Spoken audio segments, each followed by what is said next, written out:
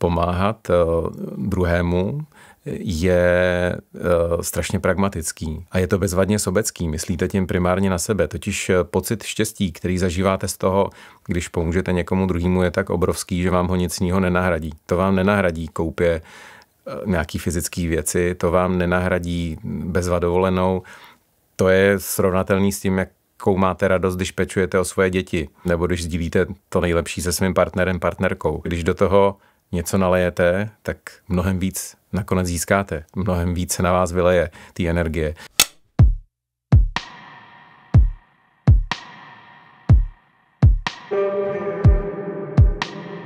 Vlastně bych řekl, že celý můj život je jenom náhoda, takže ani moje angažmá v rámci Lékařů bez hranic nebylo nějak cílený nebo vysněný. Spíš šla kolem ta příležitost. Já zaklepal na dveře, oni mě vzali a jel jsem na první misi. Na první misi s Lékaři bez hranic jsem vyrazil v roce 2010 na Haiti z důvodu zemětřesení. V roce 2012 jsem se tam vrátil a pak následovaly 2 mise v Afghánistánu, rok 13 a 15. Potom byl ještě Jižní Sudán, rok 17 a rok 2019 Jemen. Tam jsem zatím skončil. Je to všechno intenzivní, zahuštěný do jako relativně malého prostoru, ve kterém můžu poskytovat to, čemu profesně nejvíc rozumím. Zároveň ta mise ode mě odstíní každodennosti typu placení složenek, takže se fakt můžu soustředit skoro sobecky na svoji práci, ale tím, že se soustředím sobecky na svoji práci, tak můžu podávat a snažím se ten nejlepší možný výkon. Je to mnohem víc týmová hra, než kterou znám z domácího prostředí a mě to hrozně vyhovuje. Uvedu to na konkrétním příkladě. První dny na Haiti vypadaly tak, že jsem přišel na operační sál, tam jsem stál a čekal jsem na pacienta. Po chvilce se někdo přišel zeptat, kde mám pacienta. Já jsem říkal, no asi bude někde na oddělení. A odpověď přišla, no a ty jsi tam jako došel a přivezl jsi ho? A já jsem říkal, to nevím, že mám dělat, tak já jako běžím. Tak jsem si pro pacienta doběhl, přivezl jsem si ho na sál, přeložil jsem si ho na stůl a zase jsem se postavil do té pozice, jako si postavím v domácích podmínkách na operačním sále. A zase se nic nedělo. Přišel anesteziolog a říká, ty hele, asi by bylo fajn, kdyby si mi pomohl jako toho pacienta zaintubovat, připravit na ten výkon, protože jinak si prostě neřízneš. A já jsem řekl, no fajn, to já jsem netušil. Jasně, takže jsem pomohl anesteziologovi, pak jsem se už nervózně díval, co všechno ještě teda mám udělat. Už mě uklidnili, že teď se můžu opravdu jako přemít a obléknout se k tomu pacientovi, odoperovat a na konci té operace, kdy jsem zase vypadal, že budu váhat, tak mi někdo už rovnou jako vrazil do ruky mop a říká, teď si to tady vytřeš. A až si to vytřeš, tak si můžeš přivést dalšího pacienta. A to vás vlastně jako naučí mnoha věcem najednou. Za prvý si uvědomíte tu obrovskou pokoru, to, že jste součástí týmu, že to je vlastně jako skvělý a taky mimo jiné objevíte spoustu těch nenápadných každodenních hrdinů, který se vlastně v rámci toho nejen sálu, ale celého toho chirurgického oddělení nebo té nemocnice pohybují. To jsou prostě lidi, bez kterých neuděláte ani krok. Pokud jim se to nepovede, vám se to nepovede a najednou tam si to uvědomíte jednak jedný, protože nikdo další už tam není. Už tam není nikdo, kdo by vás zachránil. Najednou si člověk uvědomí, jak každý z nás v tom týmu, který je limitovaný počtem lidí, finančními zdroji, prostředím a těmi kulisami, což může být válečný konflikt, infekční choroba nebo živelná katastrofa, jako typicky 3 kontexty, ve kterých Lékaři bez hranic fungují, tak najednou ta týmová souhra je prostě tak naplňující, že se člověku večer po tom pracovním dní vůbec nechce spát.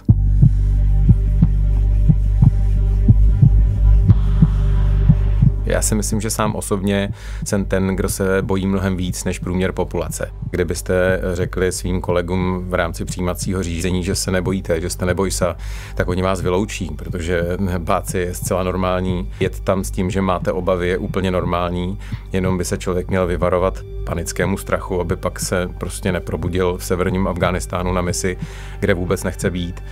Na strach mám dneska už trošku návod, velký strach si rozkouskuju vědomě na malý kroky a těma krokama chci, aby mě někdo provedl, kdo už ten strach překonal. Racionalizovat strach, když přichází situace panického strachu, kdy člověk prostě nedokáže udělat pořádně krok, nevymyslíte, co má být dál, tak se sklidnit, rozdělit si tu velkou obavu na menší strachy a vzít si průvodce, pokud je někde po ruce. Někdo, kdo už tu cestu šel, mě osobně dává možnost ten strach překonat. Ať to byl strach z létání, ať to byl strach z toho poprvé rozjíznout pacienta, ať to je strach z toho, jestli dobře vychovávám svoje děti.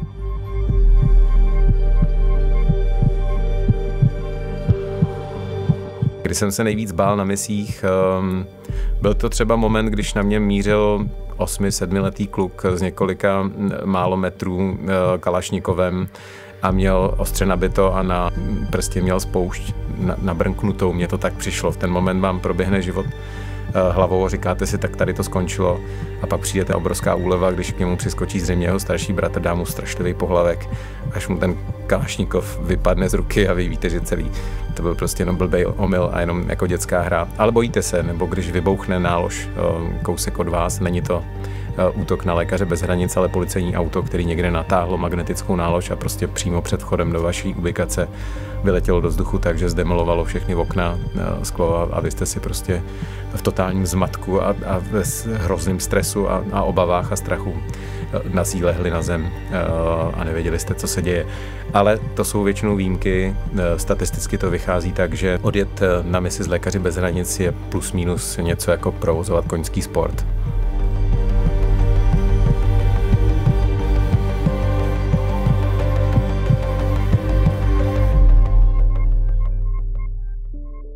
Když vzpomínám, anebo si mám položit otázku, co mi vlastně mise dali nejvíce, nebo co mi utkvělo, tak mě to otevřelo oči jako lékaři z toho titulu, že najednou do té péče v zemích, kde bychom to nečekali, o kterých my se velmi často vyjadřujeme, že jsou necivilizované nebo země třetího světa, takže do celé té péče o člověka trpícího je zapojená jako skvělá rodina nebo komunita.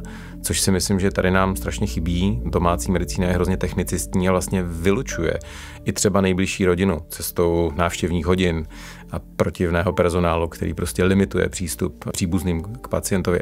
Tam je to úplně opačně. Ten pacient obrovsky profituje. Někdo si s ním povídá, někdo ho krmí, někdo ho meje, někdo s ním chodí a je tam prostě nějaká známá osoba. Není to ten sterilní svět. A je to fakt zvláštní, že tohle si musíte přivést z takové dálky do domácího prostředí jako ten wow moment.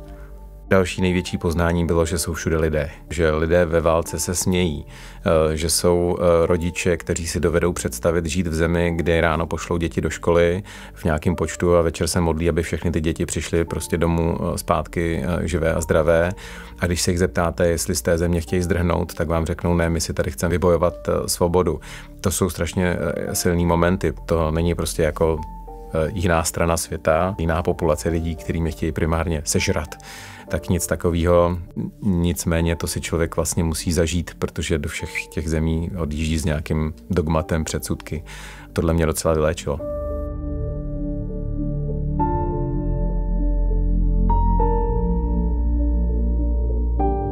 Samozřejmě tam bylo spousta i profesně silných momentů, zejména spojených s malými dětmi. Děti do války nepatří.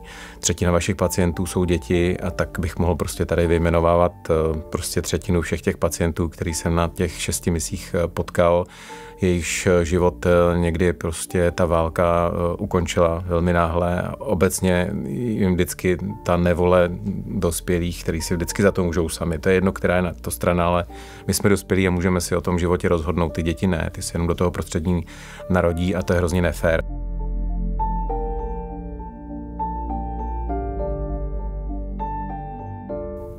Možná nejenom jako chirurg, ale taky jako Tomáš Šebek mám takovou jako skvělou výhodu, že se mi tady neustále na tom harddisku jako přemazávají informace, takže já si jako málo věcí pamatuju. Těch příběhů mých pacientů nebo našich pacientů bylo tak strašně moc, že si prostě všechny nevybavím, ale rozhodně si vybavím všechny ty komplikovanější a skoro bych si troufl tvrdit, že jsem si zapamatoval každé jedno dítě, které skončilo vlastně v naší péči. Ať to byl malý byžak, který v Jižním Sudánu si odnáší ve svých vlastních rukách své vlastní útroby na operační sál, anebo třeba holčička 4letá v Afghánistánu, která po zásahu vysokým napětím úspěšně resuscitovaná týmem lidí, který kolem toho brečí, protože to je strašně emocionálně náročný, nakonec stejně umírá, protože prostě ten elektrický proud, ten srdeční sval jednoduše řečeno rozpustil. Tak to jsou všechno asi věci, které mi tam někde zůstaly, ale přiznám se, že nerad je vyhrabávám. Smrt dospělého se mě jako výrazně dotýká, ale umím s tím pracovat. Absolutně neumím pracovat se smrtí dětí. Doma se mi to naštěstí nestává, nejsem dětský chirurg, tak já se s dětským pacientem tady nepotkám, ale tam jsem viděl prostě děti trpět a děti umírat. Jsem sám otcem 4 dětí a to si vždycky prostě promítnete na konec toho svého Toníčka, Mařenku a s tím neumím fungovat. Z toho jsem se potřeboval vypsat, možná trošku vybrečet, anebo si vyběhnout o dalších pár kilometrů víc, abych to prostě dostal ze sebe.